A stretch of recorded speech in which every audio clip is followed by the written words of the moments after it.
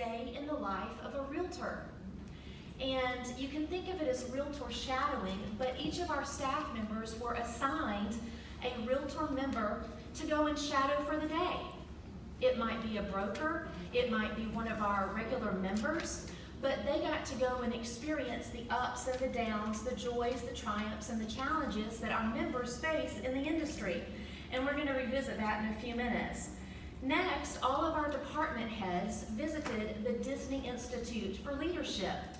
Now, I'm not saying that you need to send all of your leadership to Orlando. Now, sure, you're welcome. We'll give you a tour of the building. We would love for you to come to Orr and visit while you're there, but that's not the point. The point is, what is in your own backyard that you can use to elevate your staff, to educate your team and your department leaders, to help them lead your staff with more effectiveness? The next thing that we did was each staff member was required to obtain 2 NAR designations or certifications. And we're going to revisit that one in a few minutes too. And then all of our staff, particularly our new onboarding members, but then even members, our staff members that have been with us for years, have been required to attend new member orientation. New member orientation today isn't what it used to be. We revisit it every year and we adjust to the ebb and the flow of the industry. And it's important that as staff, we know what our members are hearing, what they're learning, what they're missing, and that helps us to better serve them. And then, where did Valerie go? Is she still here? Okay, because I know she's going to hold me accountable when I say this out loud. We had 6 members certified to teach RPR. Staff. And to me, that is one of my favorite benefits of membership. If you've never explored that, my gosh, you need to. It's incredible. And then, this has to be one of my utmost favorites. We have offered internal cross-training to our staff to promote respect, to promote understanding, and ultimately premier member services. Because if you don't understand what your membership department does and you work in communications, or you work in professional development and you don't know what membership does, or you don't understand professional standards, and I point up because they're upstairs at Aura. They're over here like this. If you don't understand that, then whenever you get that phone call that says, I don't even know what y'all do for me, I don't know why I pay you this money. Yeah, you and your $200 goes a long way. No, don't say that. That is what not to say. But if the staff, we don't know how to combat that, then what in the heck are we doing? Let me recover. Give me just 1 minute. And has anyone ever thought that besides me? The next thing that we have done is in 2014, Aura authored an Excellence in Professionalism certification. And to date, we have had over 3,200 members complete that program and obtain the Excellence in Professionalism certification. Not just our members, but our staff has been required to sit through that HCE course and cultivate those same skills.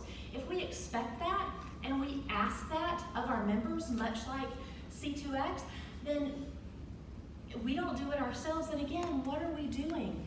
And it's interesting because whenever I was reviewing the material last week for our Excellence in Professionalism, the release of our new book, I looked at the Gallup poll ratings for realtors, and it was disheartening. You know, you've got nurses in the top 80%, and then you have realtors in the bottom quarter of what is considered the ratings of honesty and ethics in our entire nation. And these are our people that are helping fellow Americans invest the largest amount of money that many folks will ever invest in their life, and they're not trusted. So if we're asking our members to obtain this certification, then how much more should we as staff? I also read in our manual that, and I just think this is an incredible thing, I love the transition that I see taking place in NAR. It's not just about the code of ethics, but it is about our realtor members becoming advisors, becoming trusted advisors. It's about relationship in this industry. And that is what we have shifted our focus for internal leadership cultivation to. And I did the ABCs. Now, if you're from Florida, this is not ABC's liquor. And it doesn't mean always be celebrating. Anyways, okay. So, yes, I'm a grammar Nazi. I can't help it. So, first of all, the A is as staff, we need to be advisors. I tell my team, our members call you every day and they ask the same questions over and over and over, and you have the answer. Answer it with confidence. Answer it with patience. Thank you for calling the Orlando Regional Realtor Association. Yes, the sky is blue today and the grass is green. Whatever it takes, that is what you get paid to do. I'm joking about the grass and the sky, but you get the point. You know, the same questions, but develop a relationship with your members so that they call and they want to speak to Sharon. They want to speak to Ashley because we have a trusted relationship, and they know that they're not going to call 6 different people and get 6 different answers, but they're going to call one time and get the right answer the first time. So first of all, become an advisor, and then second, be a joy to work with. Preach, girl, preach. Do you know how lucky you are? You got up this morning, you put your feet on the ground, you got to breathe in the beautiful cold air. It is not 93 degrees and raining with 100% humidity like it is in Florida. It is a good day. You know, we're healthy. We have family or loved ones in our life. We have the opportunity to just share that joy and love. And I don't mean the ishy-gushy stuff, but I mean just the mutual respect with people that we deal with. So be a joy to work with. And then the C stands for cultivate your environment. Remember what I said about the wood floor? Well, if you walk into your department and you feel the then where do you need to place your gift of leadership today? Is it because Sharon had a bad day? And maybe she burned dinner and she didn't get to iron her clothes, and then she had to sit in 2 hours and 45 minutes of traffic and took pictures of couches on the road on the way to work. Or her stove and all the glass was on the floor. Oh, I forgot about that one. I have many stories. So you just never know what someone has encountered. So if you don't like your environment, if someone has a bad attitude, change it. I tell my team, you don't have to have a great day every day, but when you have a bad day, you need to come tell me so I can cover you, so you can just recover and do your work, and then keep moving forward so that we can offer the excellent professional service that we need to offer as a board. The ground will not offer a harvest without stewardship, and neither will your team. They're your leaders. They are you on the front lines. So keeping in mind that our leaders take on different shapes and sizes every day, I want to take just a moment. How am I doing on time? I don't know what time is. Okay. All right, fantastic, because I am so excited to share this with you. You just have no idea. So with all of these great things that we've been doing, I asked my team to write testimonials, since they wouldn't do the video for me, about what they've learned this past year. So one of our team members says, communicate, communicate, communicate. I learned in excellence and professionalism that it transcends every part of life. Another one said, new member orientation opened my eyes to the huge influx of information that our new members are exposed to. How about this one? Governmental affairs orientation for new hires and existing staff opened my eyes to the impact that our board is having on the community. You and your team, you need to be able to explain what RPAC does, what your foundation does, how your boots on the ground is impacting your local community. Another one said, obtaining at home with diversity was a great experience for me. We work with people from different cultures every day, and it brought in my ability to assist and bring professional assistance to our members. I have 2 more, and these are my favorite 2. And they are from members that have or staff members that have been a part of Aura from anywhere from 10 years to 20 to protect the innocent. By the way, I want to say special kudos and a shout out to my COO, Amanda. Thank you for being here today and offering support. I just think you're the best. So one of our team members said, my realtor ride-along began in downtown Orlando. The building looked and felt like a swanky downtown high-rise with well-put-together cool people rushing around everywhere. Now, if you knew who this was coming from, you would really appreciate the heart behind it. The lobby was decorated in that urban chic design with attention paid to every detail. I felt a little intimidated, if you only knew this person, but decided to put a smile on my face and act like I belonged. We sat in the lobby of the building, which was beautiful and had all smoky glass that faced a very busy street. My realtor was fabulous.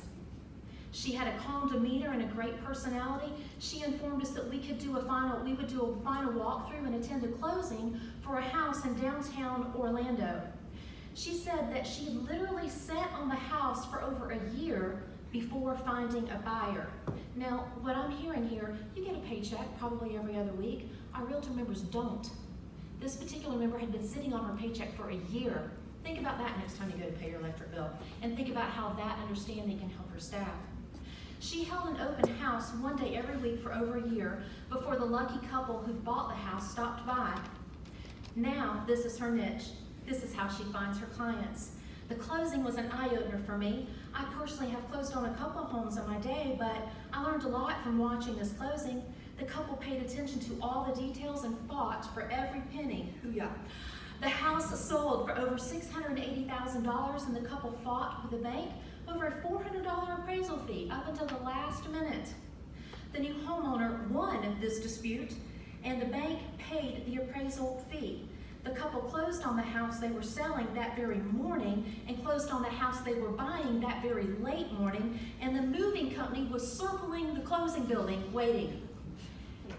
Can you imagine the stress on our realtor member while that was happening? Talk about an eye-opener for this staff member of 20 years that had never had an image or picture into the day of a life of a realtor. Our realtor member started her real estate career 4 years ago and had several careers before settling on being a realtor. Her mother had been a realtor, and she wanted to wait until her mother retired before joining the profession.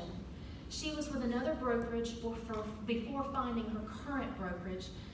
I love this. She says that the first brokerage was not as supportive as her current brokerage, and she talked about how important it is as a realtor to find the right office and surround yourself with realtors that show you the ropes and share with you their knowledge. She was lucky to have found her current office. When she was asked what Aura can do for her as a realtor, she replied, "Find health insurance for us." I let her know we were working on that. The experience was great, and I am glad to have been included. So I have one more, and then I'm closed. And I'm a strong advocate of internal cross-training, not for one team member to take another team member's job, but to cultivate that respect and that understanding. It helps you know what they do and why they act and how they get done with what they do. I sat in on an ethics case with my staff member. I got to help setting up the room. Now keep in mind, the staff member that she was helping in shadowing that day has been doing this for 45 years. I got to help out with the little things like setting up the room. We had 5 panel members, 2 complainants, 2 respondents, and a realtor from grievance who was there to observe. The whole process was professionally done and put me in mind of the television series Perry Mason. It was a lot like a real courtroom hearing, right down to the gavel, although the presiding officer did not wear a robe. I viewed the hearing procedure like a fly on the wall without taking a break because I wanted to hear everything that everyone had to say. For me, this process allowed me to have a peek at this aspect of being a realtor, and it gave me a vicarious look at what it's like from a realtor's perspective and the importance of belonging to a family. I was impressed with the fact that realtors are accountable to each other for the way they treat their customers and for their behavior toward other realtors. I was impressed with how thorough and deliberate the panel members took their duty to uphold the code of ethics. I was impressed with our staff members' extensive knowledge about the professional standards process. I was fascinated with the process and would really even love to learn more. Thank you to everyone involved for the opportunity to enhance my knowledge here at Aura and learn more about what our realtors go through while trying to help families pursue the American dream of home ownership. And that particular staff member had been with Aura and has been with Aura for over 20 years and did not know how to explain that value of membership to new members until last month.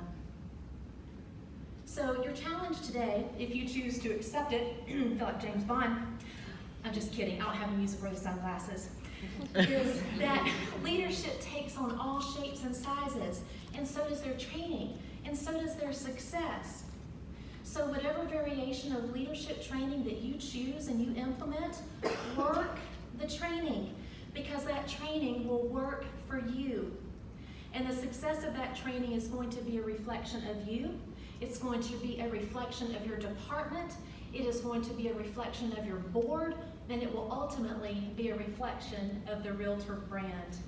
You don't build a business, you don't build a brand. And I know some of you laughed at the Legos. You build people. You build your staff, because your people will build your brand. So I hope you take your Legos home and remember that statement. In closing, I just want to give you a quote from Dutch inspirational speaker and business consultant Alexander Den Hager. When a flower doesn't bloom, you fix the environment in which it grows, not the flower. So some of you have team members that don't seem to be flourishing, or maybe you observe them. It's your responsibility. You have the opportunity to change the environment so that your fellow colleagues and leaders can grow.